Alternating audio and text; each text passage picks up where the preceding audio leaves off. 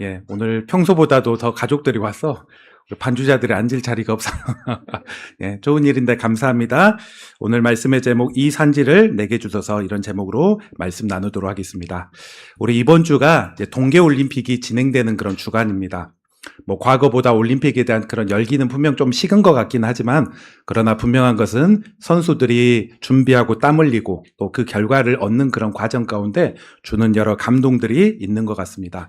제가 이제 뉴스 기사를 보다가 올해 한국의 첫 번째 메달을 땄던 그 김삼겸 선수라는 그런 스토리를 한번 보았습니다. 우리 그다음 사진 한번 보면 이런 선수이죠. 은메달. 아쉽게 은메달을 땄는데 그의 기사가 이렇게 나오더라고요. 그는 한참 전성기가 넘은 37세의 나이에 올림픽에 출전을 하였습니다. 한국 선수로는 가장 두 번째로 나이가 많은 그런 선수였다고 합니다.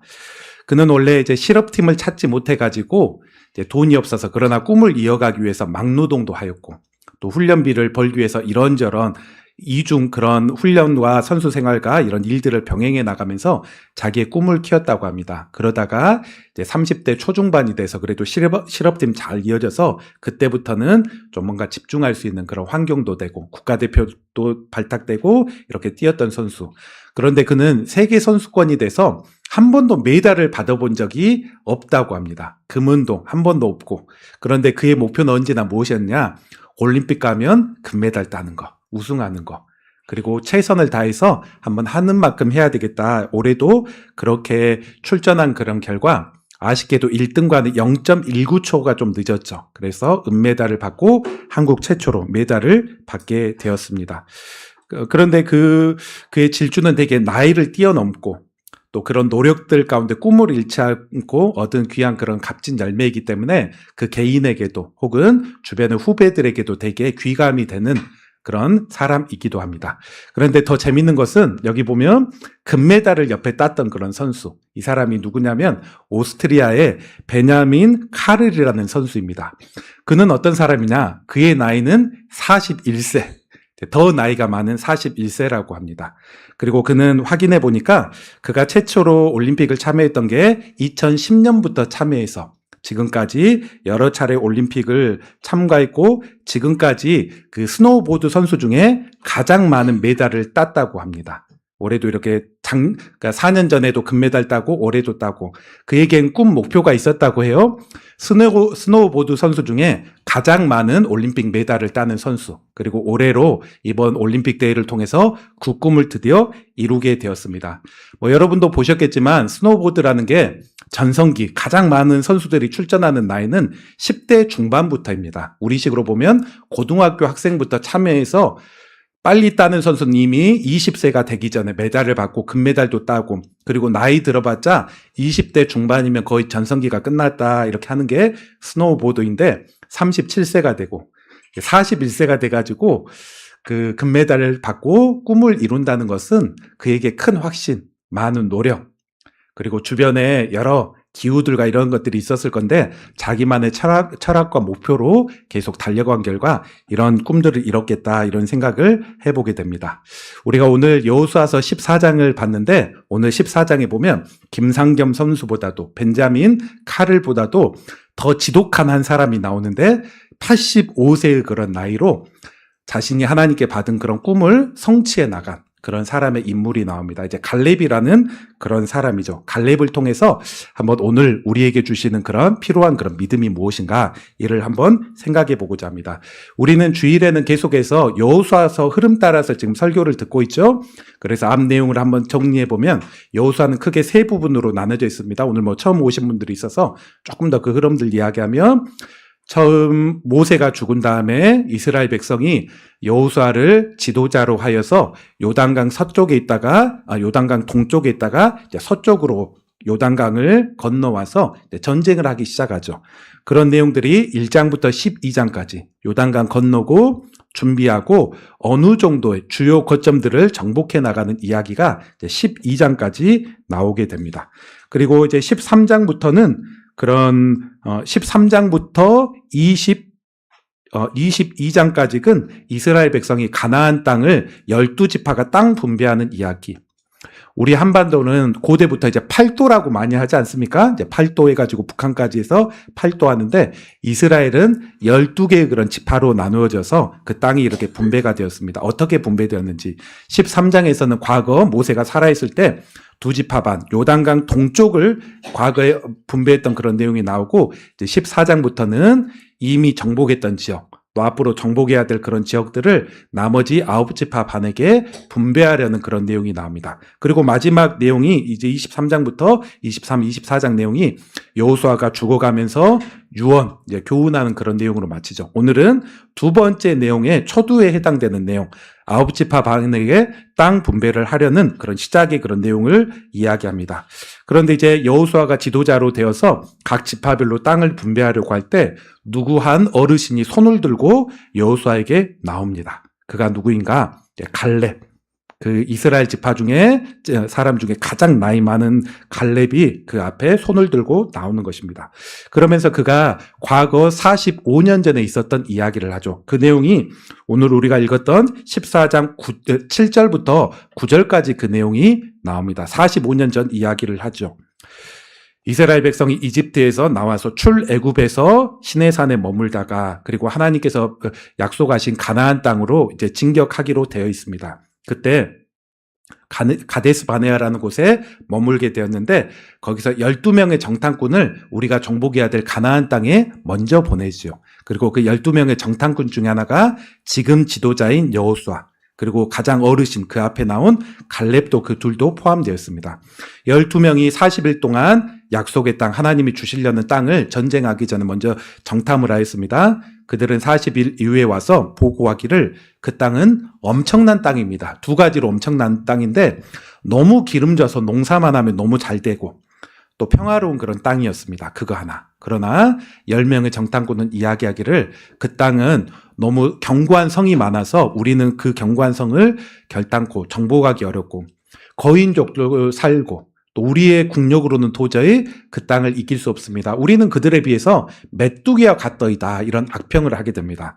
반면 여호수아와 갈렙, 이 두 사람, 오늘 본문에 나오는 두 사람만은 믿음의 보고를 하죠. 분명 튼튼한 땅이 맞지만 하나님께서 그 땅을 우리에게 이미 주셨습니다. 적은 강하지만 하나님이 더 강하기 때문에 전쟁하면 그 땅을 주실 것입니다. 그런 보고를 하였습니다. 이스라엘 모든 백성들은 12명의 보고를 듣고 두 가지 다른 그런 결과의 보고를 듣고 사람이 부정적인 거에 귀가 쉽게 휩쓸린다고, 그리고 2명보다는 10명의 말에 귀가 더 휩쓸린다고 부정적인, 믿음 없는, 하나님의 뜻하지 않는 그런 보고 가운데 마음이 휩쓸리고 불평하고 다시 이집트로 가자 이렇게 하다가 20세 이상의 모든 사람이 다 그 가나안 땅을 들어가지 못하고 광야에서 방황하다가 죽게 될 것이다. 오직 두 사람만 가나안 땅에 들어갈 것인데 믿음의 보고를 했던 여호수아, 갈렙, 이 둘은 20세가 넘었지만 이 땅에 들어가게 될 것이다. 그리고 시간이 흘러서 드디어 하나님의 약속대로 가나안 땅에 들어갔고 주요 거점이 정복되었고 40년 이후에 그 땅에 들어갔고 5년 동안 전쟁을 한 이후에 45년이 되어서 지금 갈렙의 나이는 85세가 되어서 땅 분배할 때 과거 45년 전에 하나님께서 모세를 통해서 약속했던 그런 내용을 근거로 해서 자신에게 먼저 땅을 분배해달라 이렇게 이야기하는 것입니다. 그리고 이 요구는 내가 나이 가장 많으니까 먼저 좀 내 몫을 달라 이런 요구가 아니죠. 분명 하나님의 약속과 뜻 가운데 그것들을 성취해 나가는 그런 어떤 요구이기도 했습니다. 이런 갈렙이 이 땅을 요구하고 또 이를 정복까지 하는 그런 과정을 통해서 우리에게 필요한 믿음, 하나님께서 원하시는 믿음, 우리에게도 정복해야 될 산과 그런 영역이 있을 건데 어떻게 또 정복해 나갈지 이를 한번 세 가지로 한번 살펴보겠습니다. 주보에 그런 개요들 나와 있기 때문에 이런 흐름들 참고해도 좋습니다. 첫 번째, 하나님은 우리에게 뭘 기대하시냐? 비전 있는 믿음을 기대하십니다. 여호수아는 갈렙은 어떤 믿음을 가졌느냐? 바로 비전 있는 믿음을 가졌습니다. 갈렙에게는 쉽게 얘기하면 꿈이 있었다는 거죠. 꿈. 그 꿈은 무엇이었느냐? 자기 역시도 젊을 때는, 어릴 때부터 젊을 때는 이집트 노예로 살았습니다. 평생 거기 있을 줄 알았습니다. 그러다가 내 자식들도 노예로 살다가 또 끝나고 후손으로 살다가 끝나겠지. 그런데 하나님께서 구원 약속을 주시고 구원해 주시기를 너희는 이집트 노예가 아니라 약속의 땅인 팔레스타인 가나안 땅에 들어갈 것이다. 그리고 그 약속을 붙들고 이집트에 나오게 되었습니다. 그리고 그는 앞장서서 12정탐꾼 중에 이스라엘 백성은 아무도 보지 못했는데 주시고자 했던 가나안 땅을 직접 눈으로 봤고 밟았고 그 땅의 상태가 어떠한지 이런 내용들을 실제로 보게 되죠. 가장 큰 축복, 12명은 그런 축복을, 비전을 먼저 확인했던 그런 사람이었습니다. 그러면서 갈렙에게는 이런 비전이 훨씬 더 커져갔죠. 하나님께서 우리 민족과 나에게 분명히 새로운 땅을 주시고 기업을 주시고 새로운 어떤 삶을 허락해 주셨는데 그것을 내가 가장 먼저 봤구나, 밟았구나. 그런데 이스라엘 백성들이 부정적인 믿음 없는 행동과 불평으로 인해서 그 기한이 40년 더 후퇴되게 되었습니다. 40년을 더 기다려야 됐습니다. 분명히 좌절되는 그런 일이죠. 그럼에도 불구하고 갈렙에게는 그 비전, 꿈을 잃지 않았습니다. 자기도 이제 이 두 명 앞에 믿음의 보고를 하여서 자기도 분명 땅을 주시고자 했기 때문에 내가 나이가 든다고 할지라도 하나님은 반드시 그 땅에 나를 들어가게 할 것이고 그 땅을 줄 것이다. 내 몫이 있을 것이다. 이런 믿음과 마음으로 살았습니다. 그렇게 때를 준비하였습니다. 우리 그런 가운데 한번 10절 한번 봅시다. 14장 우리 10절 같이 한번 봅시다. 10절을 우리 한번 읽어보겠습니다. 읽습니다. 시작. 이제 보소서 여호와께서 이 말씀을 모세에게 때로부터 이스라엘이 광야에서 방황한 이 45년 동안에 여호와께서 말씀하신 대로 나를 생존하게 하셨나이다. 오늘 내가 85세로되. 지금 그는 얘기하기를 85세로 돼 얘기하면서 11절 제가 읽습니다. 모세가 나를 보내셨던 날과 같이 오늘도 내가 여전히 강건합니다. 내 힘이 그 45년 전에나 지금이나 같아서 싸움이나 출입에 감당할 수 있고 또 실제로 이 갈렙이 주도해서 전쟁을 수행해서 그 땅을 얻게 되었습니다.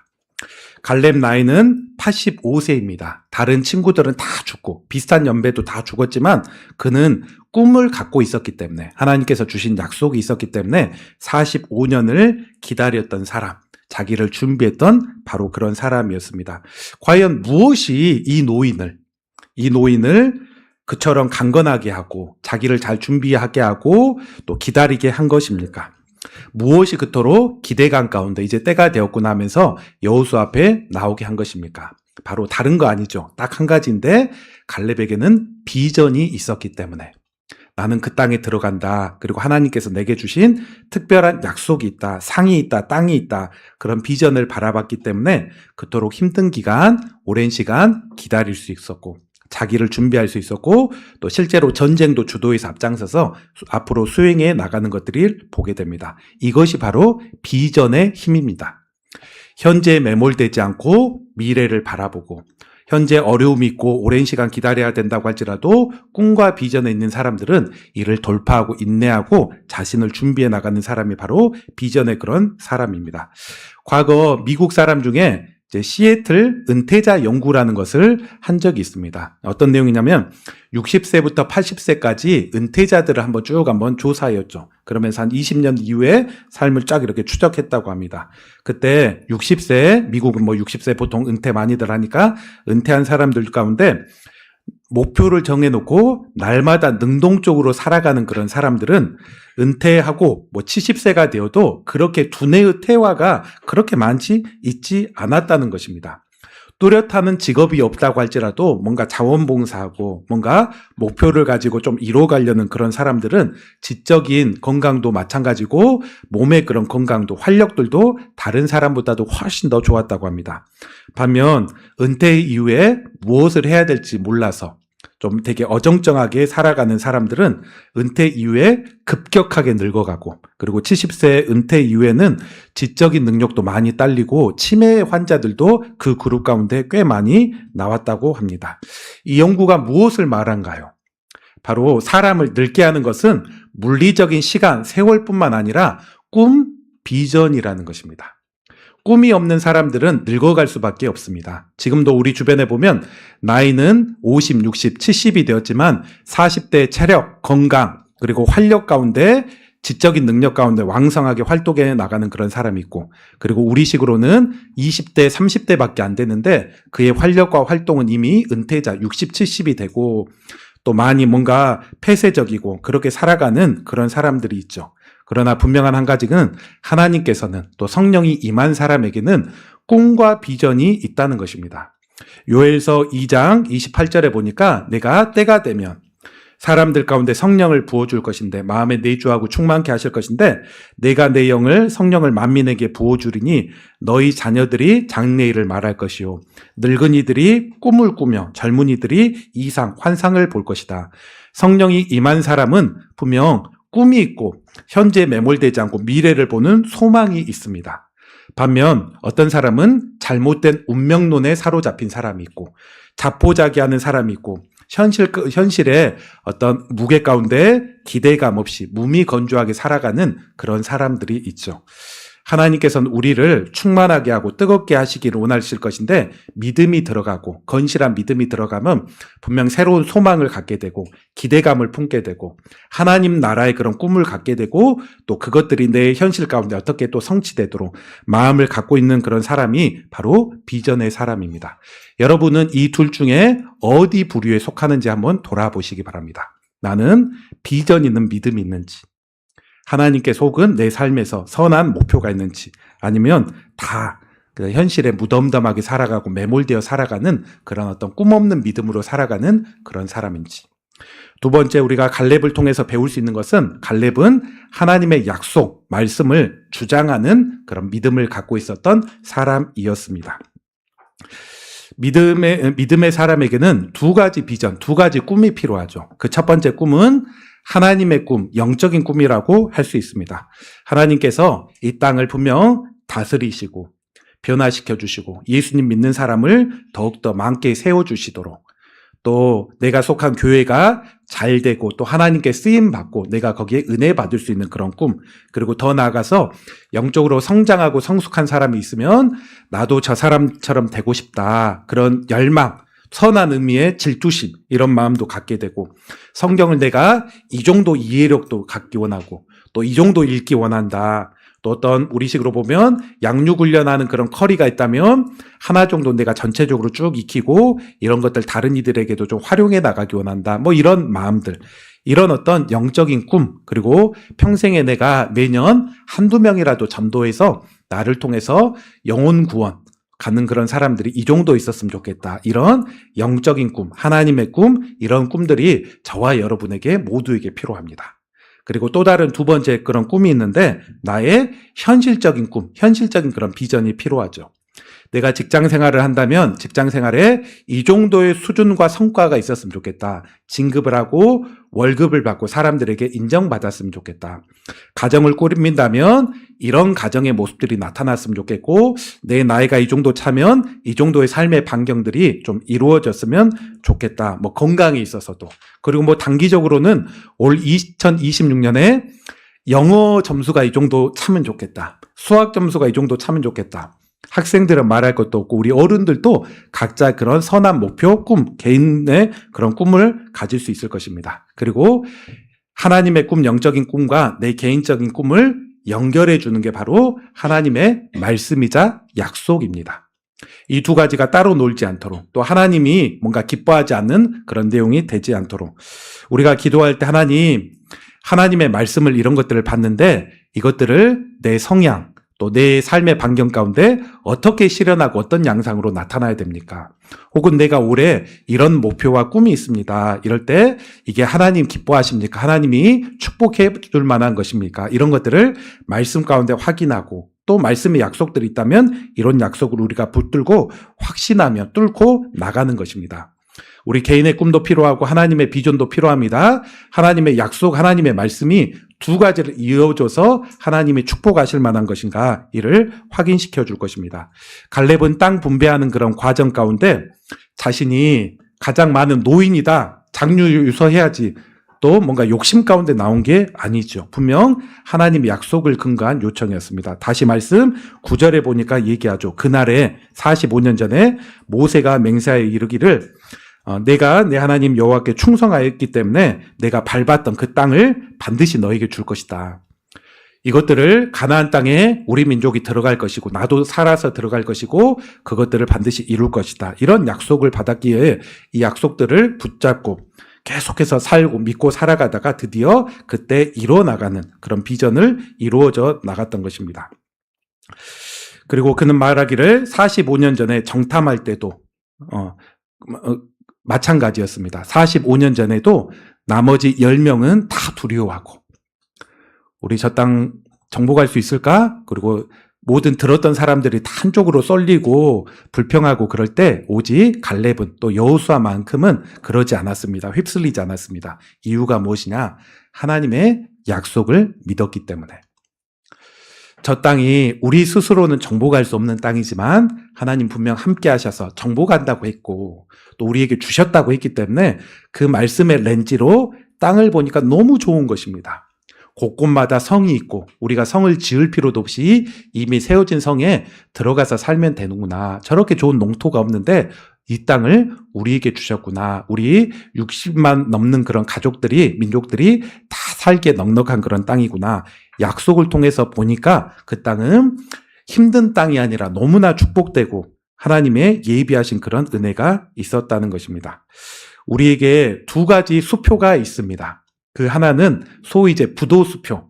이게 진짜인지 알았지만 가짜였던 그런 수표. 겉으로는 그럴싸해 보이지만 은행 가면 부도 났습니다. 그거 돈 안 됩니다. 못 바꿔줍니다. 이런 수표가 있죠. 우리의 노력만으로 우리의 땀, 우리의 능력, 상황만 의지해버리면 이것들 언젠가 무너져 버릴 수밖에 없습니다. 그러나 하나님의 약속은 부도 수표가 아니라 보증 수표입니다. 분명 때는 또 하나님의 맡기신 그런 기한이 있고 우리가 기다려야 될 시간들이 있을 줄 모르지만 분명 하나님께서 서명하셨기 때문에 어려움이 있고 기다림이 있다고 할지라도 반드시 그것들을 실현해 주실 것입니다. 그리고 우리가 우리 믿음으로 그것들을 반응하면 반응할수록 온전하고 또 그때는 가까워지고 또 풍성하게 그 보증수표를 누려나가는 것입니다. 성경에는 많은 약속이 있습니다. 우리를 직접적으로는 우리를 구원해서 우리가 죽으면 반드시 천국 간다는 구원의 확신부터 시작해서 우리 성도들 중에도 예수님을 믿는 것 같은데 구원받지 못하고 지옥 갈지 모른다 이런 어떤 두려움 가운데 있는 이들이 있는데 하나님의 약속이 있죠. 믿음 가운데 우리의 영혼을 책임져 주시는 영원한 천국 가운데 인도해 주시는 그리고 영혼 구원뿐만 아니라 우리의 의식주 문제 이 땅에서 의식주 문제에 관한 약속도 있습니다. 목표하고 꿈꾸는 것들에 대한 약속도 있고 가정에 대한 자녀에 대한 분명 하나님의 약속도 있습니다. 그리스도의 재림에 대한 약속이 있고 이 약속은 가장 마지막 날에 이루어질 것입니다. 우리가 이런 과정을 겪으면서 하나님의 뜻들을 이루어 나갈 것입니다.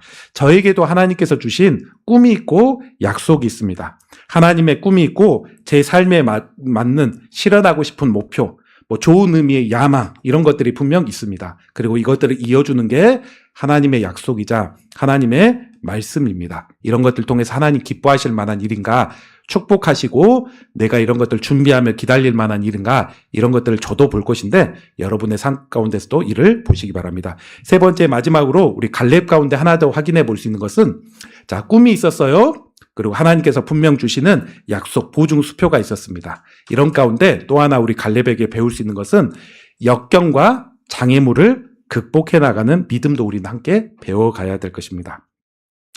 자, 갈렙은 45년 동안 신실하게 또 삶을 가꾸었던 유다 지파의 아주 원로 중에 원로입니다. 그러면서 이제 땅을 분배받는 그런 장면 가운데 가장 생각할 수 있는 것은 저는 할 만큼 했고 하나님께 직접 땅을 주신다고 했기 때문에 저기 이미 정복되고 농사 짓기 좋은 평야 그런 땅 이런 땅을 주십시오. 좀 넓게 주십시오. 이렇게 충분히 말한다고 할지라도 누구도 갈렙 가운데 문제를 삼지 않을 것입니다. 그런데 갈렙은 어떤 땅을 선택했는가, 어떤 땅을 요청하는가, 우리 12절 다시 한번 봅시다. 14장 12절 보니까 우리 한번 같이 한번 12절도 읽어봅시다. 시작. 그날에 여호와께서 말씀하신 이 산지를 지금 내게 주소서. 당신도 그날에 들으셨거니와 그곳에는 아낙 사람이 있고 그 성읍은 크고 견고한다고 할지라도 내가 여호와께 여호와께서 말씀하신 대로 그들을 쫓아내리이다 하니 아멘. 어떤 땅을 달라고 하는가? 이미 정복된 땅, 농사짓고 넓은 그런 땅, 이런 땅 아니죠. 이제 정복을 해야 될 땅입니다. 소위 그 땅의 당시 이름이 기랏 아르바였는데 그 땅의 상태는 어떠한가? 세 가지 악조건이 있었습니다. 그 첫 번째는 아직 이제 정복되지 않아서 전쟁을 해야 된 땅이라는 거. 그리고 두 번째 어려움은 그곳은 산지였습니다. 험했습니다. 평평한 땅이 아니라 좀 높았고, 그래서 어른들이 좀 오르고 그러기에 좀 힘든 그런 땅이죠. 산지였습니다. 그리고 세 번째 가장 큰 문제는 바로 그곳에는 거인족이었던 아낙 사람들이 단체로 거주했습니다. 그 사람들과 싸워야 했습니다. 이런 많은 악조건이 있는데 지금 갈렙은 어디 땅 주라고 하냐? 바로 그 땅. 내가 주도하고 유다 지파의 도움을 받아가지고 그 사람들 내가 한번 정복하겠습니다. 여호와께서 함께 하시면 그 땅도 우리 거 될 것입니다 하면서 요청해가는 그런 갈렙의 모습입니다. 갈렙의 믿음은 단순했죠. 이 성읍이 크고 견고할지라도 여호와께서 함께 하신다면 저것도 줄 것입니다. 그런 단순한 믿음 가운데 달라고 있고, 실제로 15장 가고 또 사사기 1장 부분에 보면 이것들이 성취되는 그런 모습을 보게 됩니다. 15절 보니까 원래 그 땅의 이름이 기랏 아르바라는 그런 이름이죠. 기랏 아르바. 그런데 그 이름이었는데 이 땅의 이름이 이제 바뀌게 됩니다. 여기 앞에 있는데 거인의 성, 그런 의미를 가지고 있는데 정복한 다음에 그 땅의 이름을 헤브론 이렇게 바꾸죠. 헤브론. 헤브론의 의미라는 것은, 헤브론의 뜻은 연합, 교제, 그런 의미를 가지고 있습니다.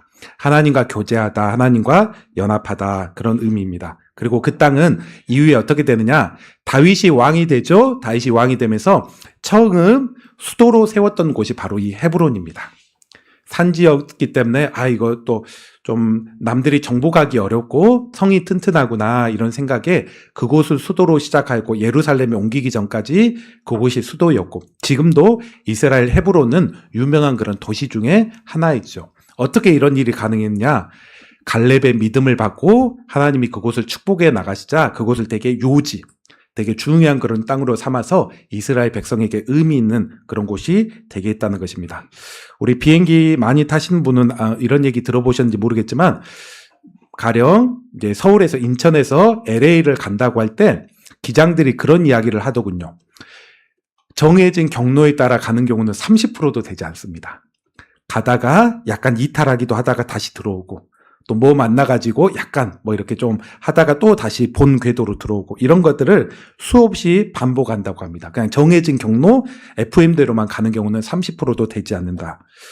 우리의 꿈을 향한 여정이 이러할 줄 믿습니다. 꿈을 향해서 가는 게 지름길로만 딱 가면 좋은데 우리 인생이 그러지 않죠.